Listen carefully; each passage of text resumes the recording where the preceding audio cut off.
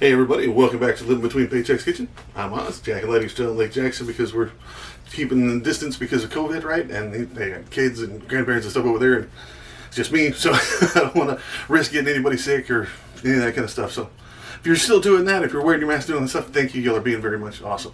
This is a recipe that I was given by Sir Vincent. Shout out to Sir Vincent Landcrest. Look him up, man. Really cool guy. When we first started asking for recipes for this channel, this was the first one he gave me. And I first looked at it and it's like, it's got so much stuff, I couldn't budget it. But I found my coupons, man. I went and got it done. And it looks like a bunch of stuff, and it is a bunch of stuff, but it's little bitty pieces of each one, so it's great. We're going to try this out. Before we get into it, be sure to like, share, subscribe to this kind of stuff. Shameless plug, buy our aprons. You can put the link down in the thing. You can find us down there, and let's just jump into it, man. All right, so this is a lot of stuff. I even got a list for it, man, because I can't keep track of it. So you're going to need 1 zucchini, right? About a cup of that. 1 whole white onion, 3 carrots, or a cup of that, and 3 celery, or 2 with celery, about a cup of that, and 1 tablespoon of the butter, just a little bit of butter. So the rest of this I'm going to try to go through slow. So you're going to need vegetable broth, 3 cans, or 5 cups. You usually just get one of those big boxes that has enough. You're going to need small shell stuff. I couldn't find that, so I got the Texaroni stuff, so that helps. You're only going to need like 1.5 cups of that. Olive oil, you're going to need 2 tablespoons, very little of that stuff. Tomato sauce. Now, I couldn't find the 1 can at 15, so I got 2 of the 8s. A little bit over is not going to be too much, okay? The same thing for the kidney beans. I got the 15-ounce can of the kidney beans. You're going to need to drain and strain those.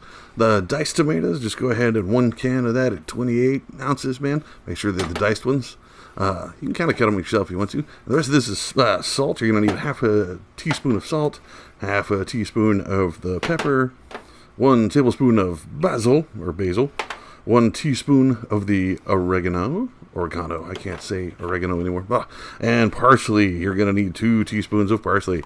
So, now, first things first, wash your veg. Now, onions, I've gone over this before, but you don't really have to wash them because they have the skin, right? So be sure to peel all the skin off. You can wash if you want to, but be sure to wash the rest of this. Always wash your veg.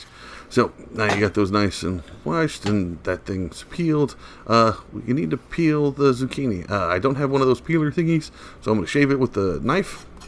I did it like this, and that's when I cut the hell out of my pinky finger. That's what happened there. So if you drop the knife, just let it fall. Don't try to catch it. So now that you got it done, go ahead and cut this nub off. Now you can either split it down the middle and make smaller pieces, or you can cut it into these small rings, right? Like, I'm fine with it cutting like this, okay? If you want to split it down the middle, you want to quarter it. Split it down the middle twice, and then go down and chop it. That's fine. I don't mind these big circles, discs, rings, whatever you want to call it. That one that fell, that's just an offering to the kitchen gods. Not really. I picked that up off screen, but go ahead and do that. But like I said, and even if you get after this and you find these too big or whatever, you don't think they're going to break down the soup, you can go ahead and just stack them up and cut them again. Now that you got those done, get your carrots. Go ahead and cut the fingertips. Nipple-looking things, whatever. Don't need the roots. Or these are the roots. You don't need the leafy parts. So go ahead and cut those down. And then just chop these down. Now, again, you can cut these smaller if you're worried about it. If you got small people around or people that can't chew your food real well. Go ahead and cut all that down. Your celery. Again, you're only going to need like 1.5 cup of this stuff. But if you want to do more, you can always do more. Now, you've already washed these. Now, be sure to get all your hair off the damn thing. I need to get a hairnet, seriously. So, go ahead here. Cut this down as best you can. Doesn't have to be huge.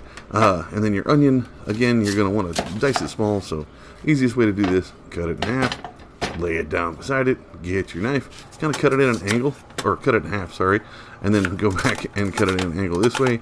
I learned how to do that from Ann, and I'm doing it horribly, and then just chop it up. And cutting onions, man, is like cutting garlic. It's like life. You ain't got to be perfect. So, I got my big pot.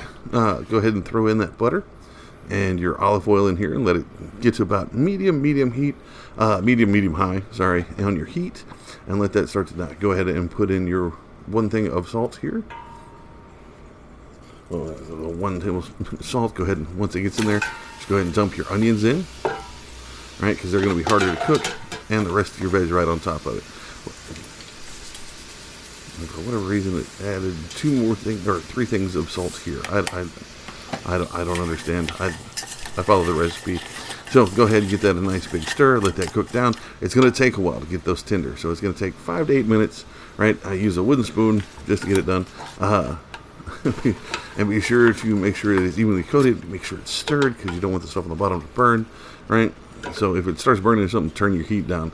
Go ahead and get that stirred there. Okay. Now, after they start to get soft, go ahead and get your kidney beans open. Right. You go strain and drain those. Now, like I said, after 8-10 minutes, these are going to start to soften a little bit. You'll start cooking the water out of it, so we'll have more liquid at the bottom as a base, which is kind of helpful, right? So once you get that done, now it's time to put in everything else. So you strained and cleaned your kidney beans as best you can. Sometimes there'll be some goop in there. Don't stress it. You know, it dilutes real easy. Your tomatoes, don't strain.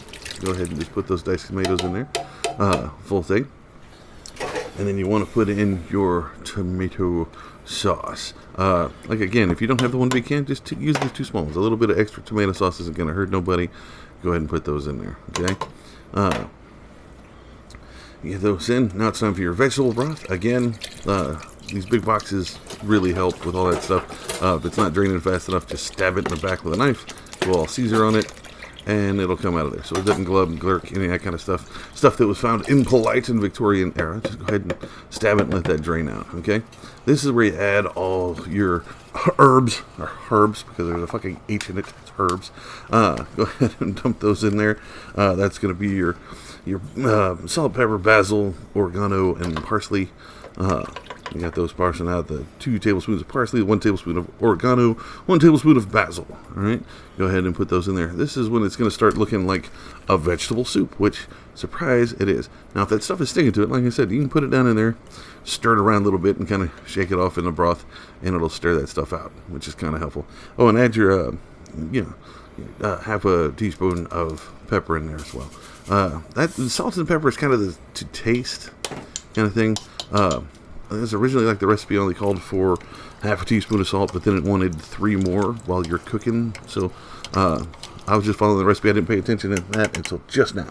So get that nice and stirred, get it covered up, and let it come to a boil. Man, once that starts boiling, you'll be set. Get in there, get it to a nice boil, give it a good stir. Oh man, it's going to smell outstanding.